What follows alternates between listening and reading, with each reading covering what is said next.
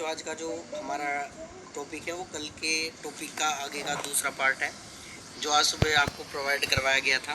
गौतम बुद्ध की हम कहानी पढ़ रहे थे। हमने यहाँ तक पढ़ लिया था कि वो अपना राज चक्र को छोड़कर धर्म चक्र को चुनते हैं और ये अपना संन्यास धारण कर लेते हैं। देखो, उनके जो गृह त्याग की घटना है उसे महाविनिष्क्रमण कहा जाता है। तो ये कंपटीशन में बहुत बार पूछा गया कि उनके गृह त्याग की घटना को क्या कहा गया, तो उनके गृह त्याग की घटना को महाविनिष्क्रमण कहा गया है।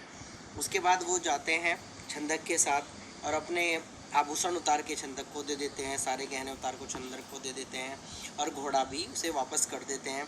और ऐसा माना जाता है कि वो अपने केस को काट लेते हैं, सारे केस को, और केस काट के वायुमंडल में ऊपर को ये कह के उछालते हैं कि अगर ये केस वापस नहीं आए तो मैं संन्यास धारण पक्का करूँगा। और तो जब उनके केस ऊपर को उछालते हैं तो वायुमंडल में ही रह जाते हैं, वो कोई केस कभी पृथ्वी पर, भारत बोल रहा था, पृथ्वी पर वापस नहीं आते। तो ये फिर संन्यास धारण कर लेते हैं और छंदक को वापस भेज देते हैं।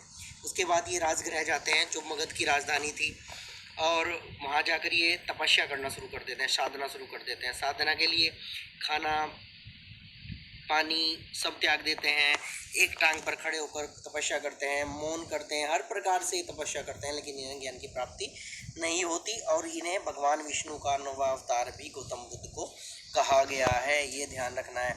उसके बाद क्या होता है, इनके साथ 5 शिष्य होते हैं जिनके बारे में मैंने कल बताया था, उनका नाम नोट कर लिया होगा आप लोगों ने। तो उन 5 शिष्यों इनके साथ होते हैं। देखो, जब एक लड़की सुजाता नाम की कन्या एक खीर ला लेके आती है और गौतम बुद्ध को प्यार से खिलाती है तो वो मना नहीं कर पाते, क्योंकि बौद्ध धर्म में अगर कोई दान दक्षिणा देता है तो उसे खाने के रूप में आसानी से इस्तेमाल कर लिया जाता है। तो 5 शिष्य इस खीर खिलाते हुए गौतम बुद्ध को सुजाता जब खीर खिला रही होती है तो देख लेते हैं, और वो मानते हैं कि हमारे जो गुरु हैं गौतम बुद्ध वो पथ भ्रष्ट हो गए हैं, और ये कहकर कि आप पथ भ्रष्ट हो गए हो, और वहाँ से चले जाते हैं और वहाँ उन्हें छोड़ देते हैं। इसके बाद ये अकेले भ्रमण करते रहते हैं। भ्रमण करते समय इन्हें एक बार एक वीणा वादक दिखाई देता है जो वीणा को बजा रहा होता है। तो वीणा को देखते हैं ये, जब उसका तार ढीला होता है तो मधुर संगीत नहीं आता, जब तार ज़्यादा टाइट हो जाता है तब भी मधुर संगीत नहीं आता, लेकिन जब तार ना ज़्यादा ढीला होता है और ना ज़्यादा टाइट तो मधुर संगीत उत्पन्न होता है। तो इन्हें की समझ में ये बात आ जाती है कि ना तो ज़्यादा शरीर को कष्ट देने से ज्ञान की प्राप्ति होगी और ना ही तपस्या छोड़ देने से ज्ञान की प्राप्ति होगी, तो क्यों ना मध्यम मार्ग अपनाया जाए। तो ये मध्यम मार्ग को अपनाते हैं, न तो सुख और न शरीर पीड़ा। ये एक ऐसा मार्ग है जिसमें न तो सुख है और न शरीर पीड़ा है। उसके बाद ये सारे एक्सपेरिमेंट कर चुके थे, फिर मध्यम मार्ग को अपना कर ये तपस्या में लग जाते हैं। 7 वर्ष घूमते रहते हैं ना, घूमते घूमते घूमते फिर ये पहुंचते हैं गया, बोध गया, और एक वहाँ बोधि वृक्ष होता है और संकल्प लेते हैं और उसके नीचे बैठ जाते हैं, जिसमें और ये संकल्प लेते हैं कि इसी आसन से मैं ज्ञान की प्राप्ति करूँगा। चाहे बहुत मार होती है, बहुत अड़चनें आती हैं, और लेकिन कोई अड़चन इन्हें नहीं रोक पाती। और कहीं कहीं लिखा गया है कि 7 दिन 7 रात तक निरंतर तपस्या करते हैं, और किसी किसी बुक में 49 डेज भी लिखा गया है कि 49 डेज तक ये तपस्या करते हैं। एक स्तर से दूसरे स्तर पे जाते हैं, दूसरे से तीसरे स्तर पे जाते हैं, और आखिर में इन्हें ज्ञान की प्राप्ति हो जाती है, जिसे संबोधि प्राप्ति कहा जाता है, और इन्हें तथागत कहा जाता है। इनका नाम तथागत हो जाता है और बुद्ध हो जाता है। तथागत बुद्ध यानी मुझे बोधि की प्राप्ति हो गई है, बोधि मतलब ज्ञान की प्राप्ति हो गई है। फिर ये कहते हैं कि इस संसार में अब मेरा पुनः आगमन नहीं होगा, और कण कण में आप और मैं, मेरे अंदर जो भी है वो एक ही है। उसके बाद ये ऋषिपत्तनम जाते हैं सारनाथ, और वही 5 शिष्य जो इन्हें छोड़ के चले जाते हैं, इन्हें आता हुआ देखते हैं और पहले ही डिसाइड कर लेते हैं कि अब हम बुद्ध आ रहा है और हम उससे बात नहीं करेंगे। लेकिन जैसे ही उसके पास पहुंचते हैं तो इसकी आभा देखकर वो उसके चरणों में गिर पड़ते हैं और माफ़ी मांगते हैं, और इन्हीं 5 शिष्यों को ये पहला उपदेश देते हैं। और अंतिम उपदेश की अगर बात आती है तो इन्होंने सुभज्ज नामक शिष्य को दिया था, इसके बारे में देखना है।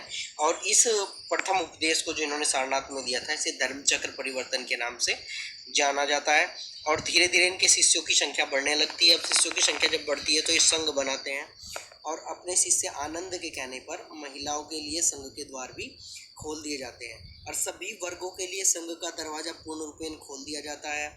और ये मानते थे कि ना ब्राह्मण जन्म से होता है और ना ही शूद्र जन्म से होता है, सभी कर्म से होता है।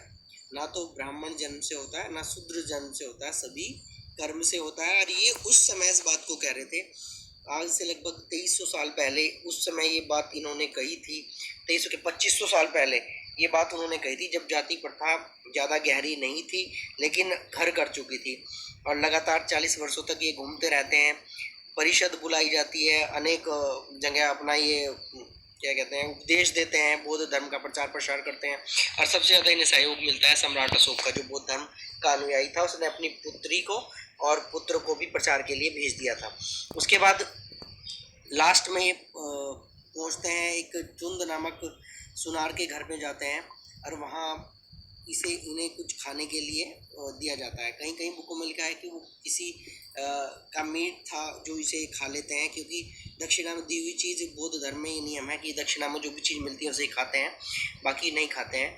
तो उसे खा लेते हैं और खा के ये बीमार पड़ जाते हैं और इनकी मृत्यु हो जाती है। इसे महापरिनिर्वाण के नाम से जाना जाता है।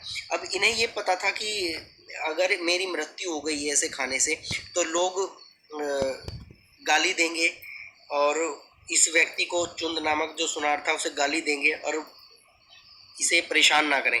इसलिए इन्होंने अपने शिष्य आनंद से ये बात कही थी कि जो सुजाता की खीर से में जो था आनंद था, वही खीर चुंद नामक ब्राह्मण की भी है, दोनों बराबर हैं, इनमें कोई फर्क नहीं है। इसलिए इन्हें कभी कुछ कहा ना जाए।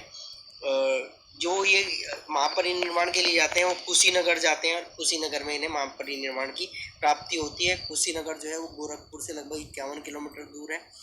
और यहाँ तक कि कहानी समझ में पूरी आ गई होगी। और इन्होंने एक शब्द और इस्तेमाल किया है, आप दीपो भव, अपना दीपक स्वयं बने।